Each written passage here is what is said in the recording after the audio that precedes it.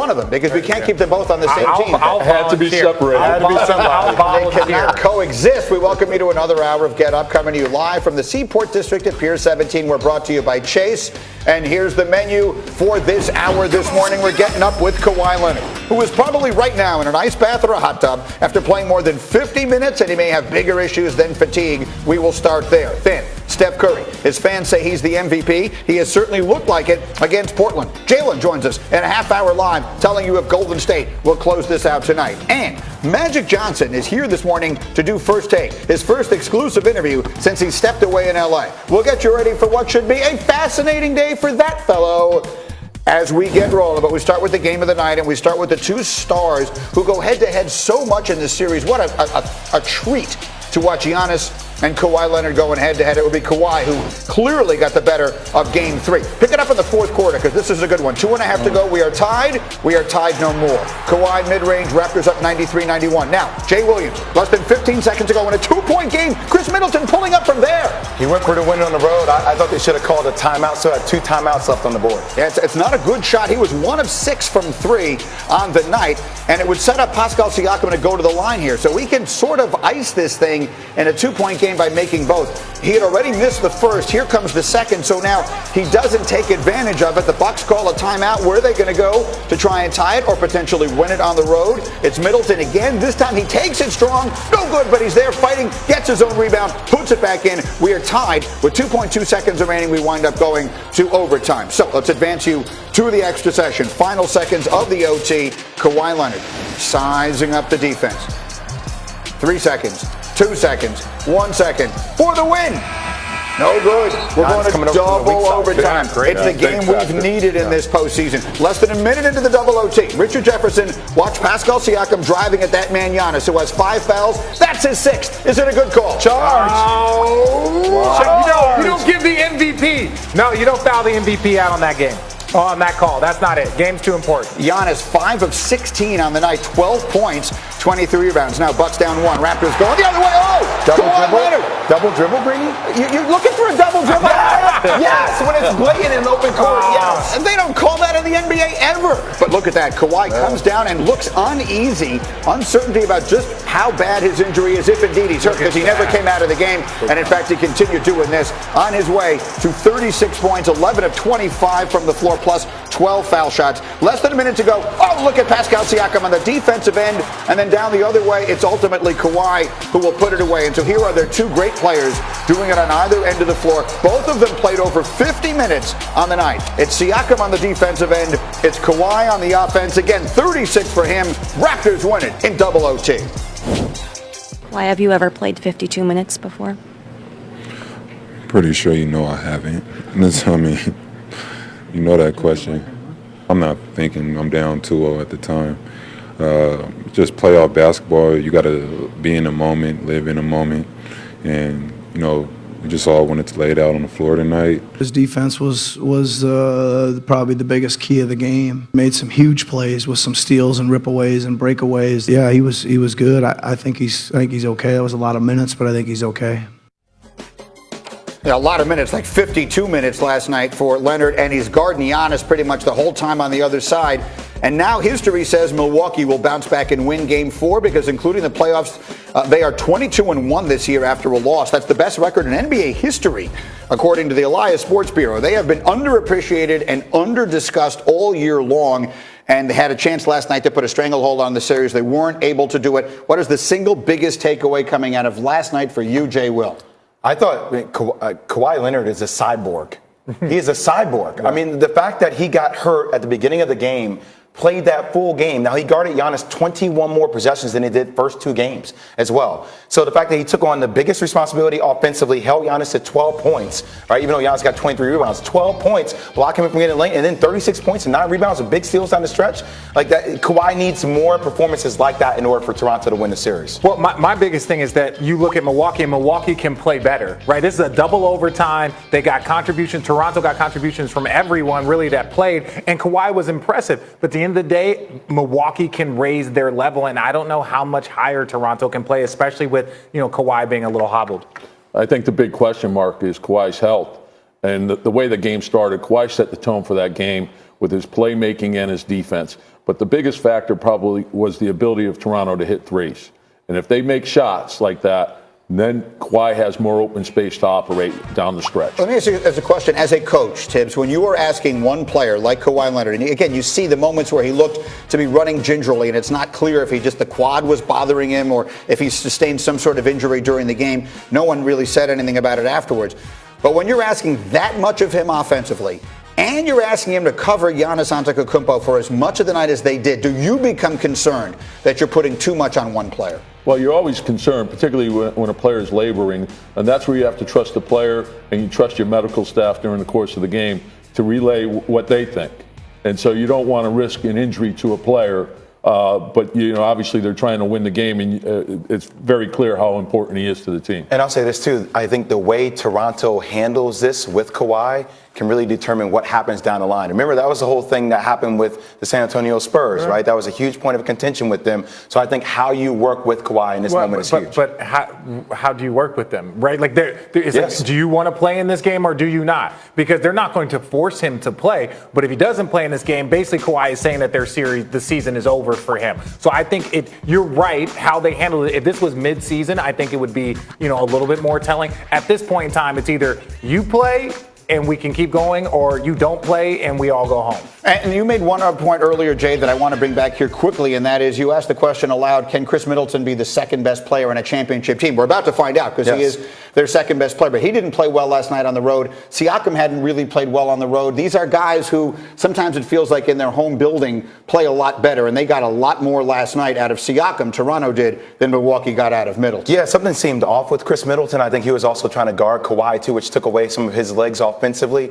But that was the question, Tibbs. This is also a guy that came up he played in the G League for a short stint, right? You look at some of the other sidekicks that some of the other greats have had in the league, LeBron James, Kyrie Irving, D-Wade, LeBron James. I mean, it's not the same level that Chris Middleton is. Middleton is under the radar. He is very, very talented. He's had the ability to hit big shots late in games throughout his career. The thing that you like about him is he can shoot, he can put it on the floor, he can draw fouls, and you saw the offensive rebound at the end of the game.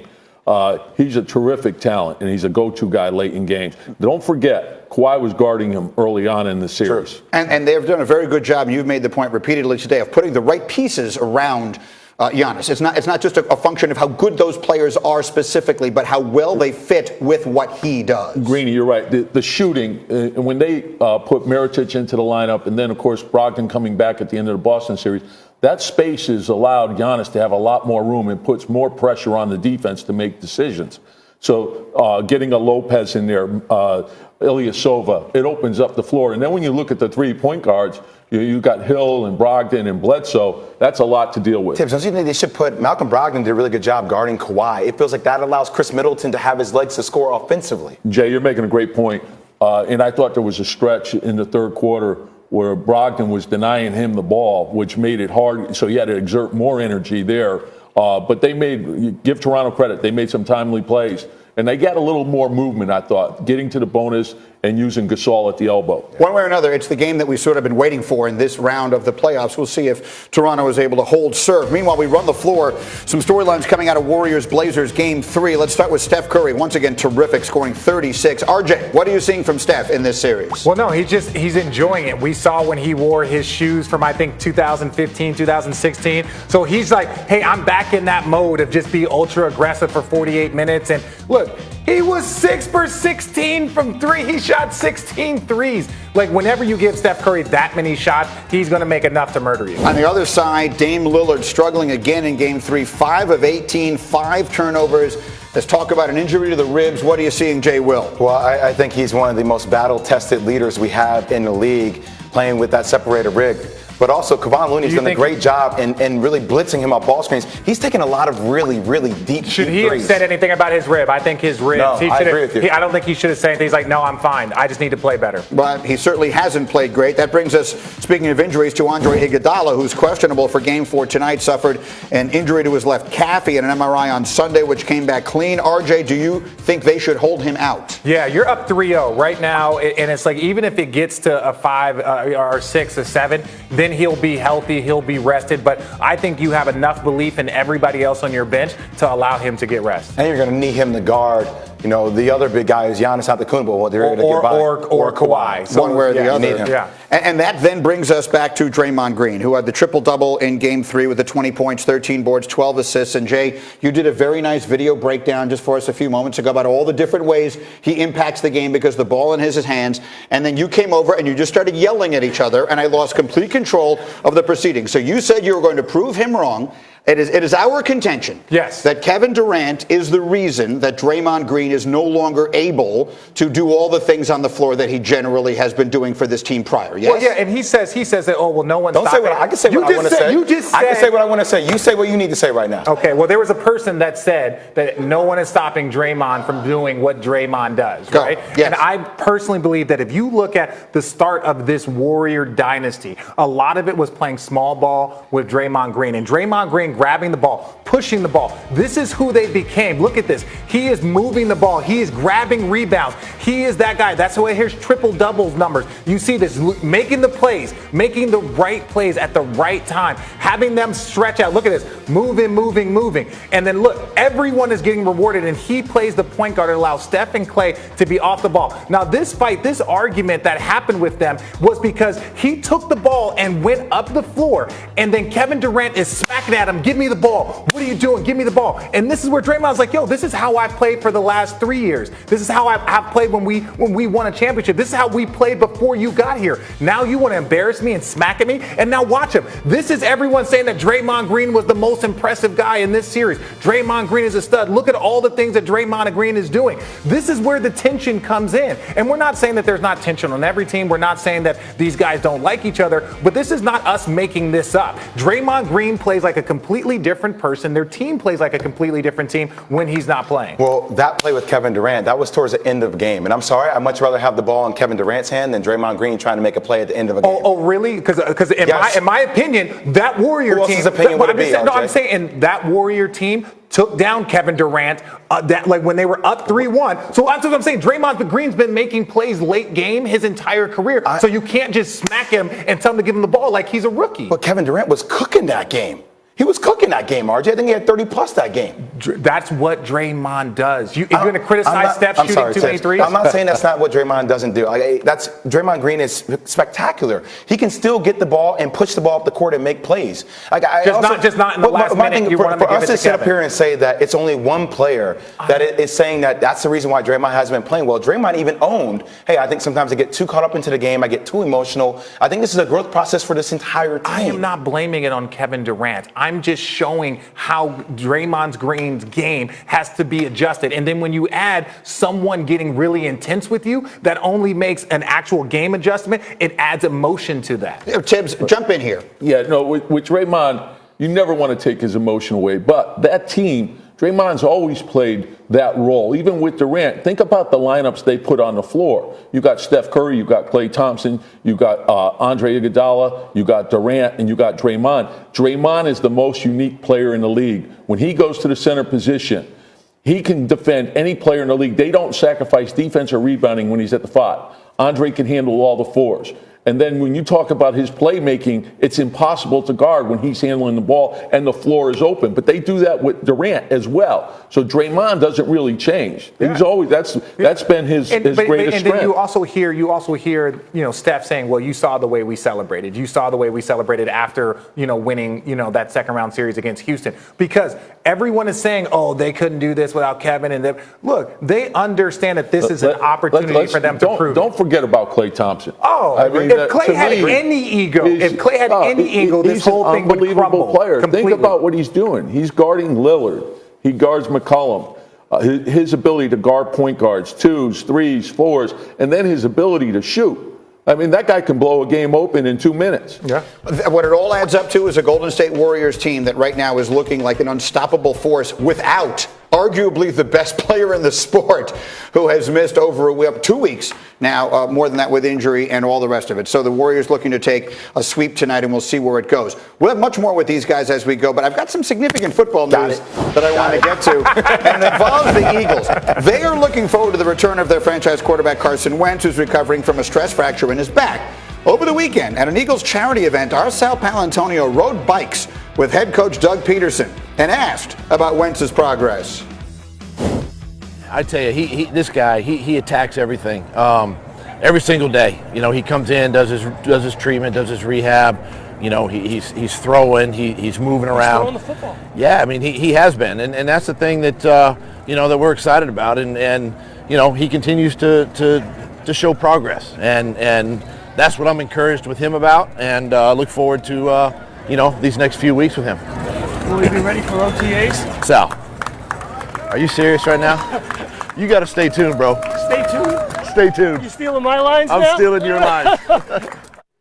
That is now officially my favorite interview that I've ever seen Sal do. Or maybe, in the moment as Shefty joins us, Shefty, when a horse wins a race and they send the reporter out there on horseback to do the interview, that's sort of what that was, only biking at 2 miles an hour. All right, let's get back to what we're talking about here. Shefty, you're hearing of some movement in long-term contract talks between Wentz and the Eagles, and that is really important. What are the details? Well, it's more important than seeing Sal in biking shorts on a Monday morning for sure, Greeny. There's no doubt about that. But yes, the Eagles and Carson Wentz, they have open talks, and they have begun to make some slight incremental progress to a deal that I think some people think will get done at some point this summer. It's not like it's going to happen today or this week, but the two sides have open talks. The Eagles want to get Carson Wentz under contract. He wants to sign a long-term deal with Philly. We know they lost Nick Foles to Jacksonville. That's a deal I think that a lot of people believe will get done this offseason, but at least the sides have begun talking. They've opened those negotiations, and I don't think it'll be difficult for these two sides to get a deal done to keep Carson Wentz in Philadelphia for a long period to come. All right, Shefty, it's actually kind of a busy little time here, so let's set on a couple of other quarterback notes, starting with another who could be getting a deal this offseason. What is the latest on Dak Prescott? And I wouldn't be surprised, a lot of people wouldn't be surprised, Greeny, if Dak Prescott's deal gets done before Carson Wentz's deal and then sets the table. But you're looking at two quarterbacks there in the NFC East who are looking at getting new deals. Dak Prescott, Carson Wentz. The Cowboys have made it very clear they want to keep Dak Prescott, and he's going to get a new deal at some point this offseason. It'll be interesting to see where those numbers come in, but they want to get that deal done before they move on to the other deals with Amari Cooper and Jalen Smith and some of the other great Cowboys players that are under contract. As for the New York Giants in the NFC East, look, Eli Manning under pressure. They go to OTAs today. Daniel Jones, the Duke quarterback, will be there. And Green, if you think back to that quarterback draft class that produced Eli Manning and Phillip Rivers and Ben Roethlisberger, think about the Chargers and think about the Steelers. The Steelers have extended Ben Roethlisberger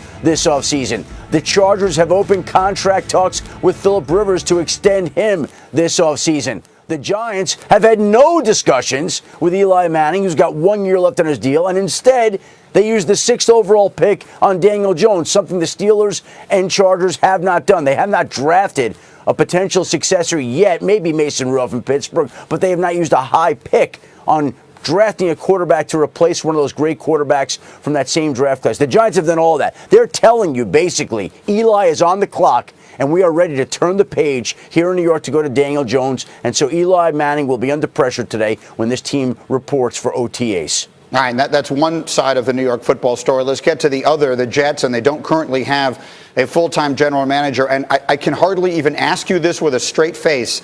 There are rumors of Peyton Manning as a possibility. What can you tell us? Yeah, speculation out there about Peyton Manning, but he's not going to be the next general manager of the New York Jets. As great as he would be, and Peyton Manning would be great at anything he does, he's not going to take that job. That's not going to be something that happens.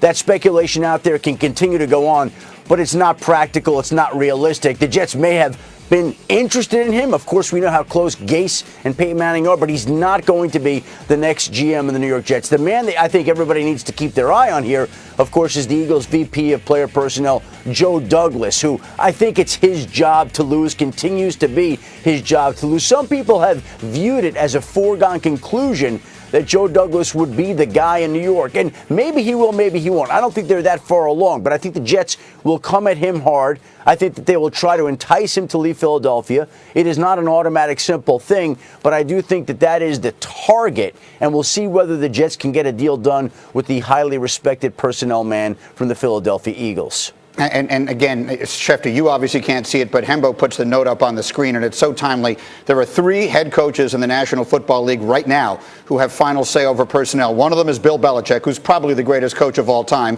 Another is John Gruden, who has a $100 million contract. And the third is Adam Gase. And that is just unimaginable to me. Well, Greeny, that's your world as a New York Jets fan. Very well done, Shefty. Thank you for starting the week on a fun note. We will see you as the events continue to warrant. Meanwhile, we got a lot more to do today, including coming up, the Raptors did something rare in these playoffs last night. They held Giannis in check. Jalen Rose will join us with his reaction to all the NBA action of the weekend. Jalen is live next. And the Warriors have proven they can win in the playoffs without KD so far, but do Steph and company need him in the finals? Don't miss Jalen live next. You're watching Get Up on ESPN.